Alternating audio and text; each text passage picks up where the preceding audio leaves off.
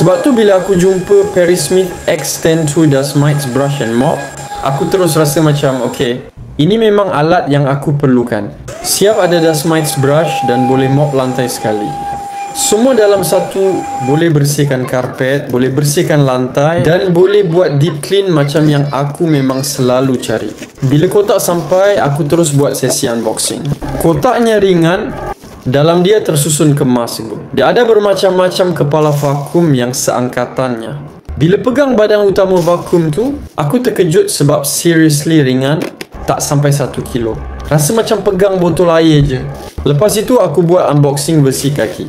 Aku keluarkan kaki vakum dari kotak satu persatu, kemudian sambungkan bahagian mop pula. Kepala dust mites pun aku keluarkan.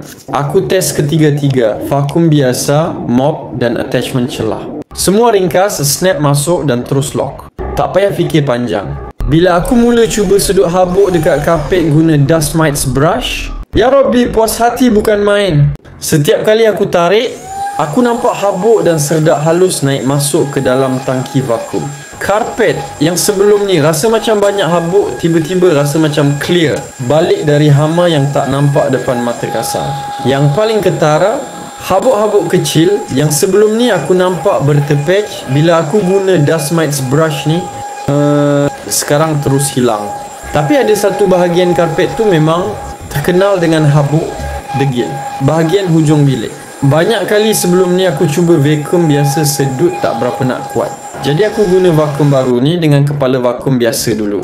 Bila aku tarik, aku rasa pergerakan dia smooth, tak berat langsung. Kuasa hisap stabil dan sedap digunakan. Rasa macam vakum ni betul-betul melekat dekat karpet dan sedut semua benda yang tersembunyi. Lepas tu aku test fungsi mop pula. Aku isi air dalam tangki. Senang, tak sampai 5 saat pun. Bila aku mula mop lantai bilik, memang ringan betul, tak rasa lenguh. Mop dia bukan sekadar tarik air dekat lantai, tapi dia bagi rasa licin bersih lepas sekali lalu. Memang ketara beza dari mop biasa. Untuk celah sempit pula, aku tukar ke attachment kecil. Aku vakum celah bawah meja aku. Di situ banyak wayar. Celah bawah meja. Semua habuk yang selalu susah nak capai tu masuk elok dalam vacuum. Dalam kepala aku cuma terfikir satu je. Kalau aku ada benda ni dari dulu, mesti rumah aku dah lama bebas habuk. Akhir sekali aku buka penutup dan tuang semua habuk dalam bakul sampah. Tengok isi dalam tu, memang rasa lawak juga. Sebab aku tak sangka karpet aku simpan habuk banyak macam tu. Puas hati bila tengok semua hama, debu halus, serdak dan rambut yang selalu melekat tu terkumpul cantik dalam bakul sampah. Kalau rumah korang ada karpet, lantai licin atau selalu rasa tak best sebab habuk yang tak nampak dengan mata kasar, percayalah aku, Perry Smith X102 ni memang penyelamat. Nak rumah rasa lebih bersih dan lebih sihat? Dapatkannya di Bag Orange sekarang.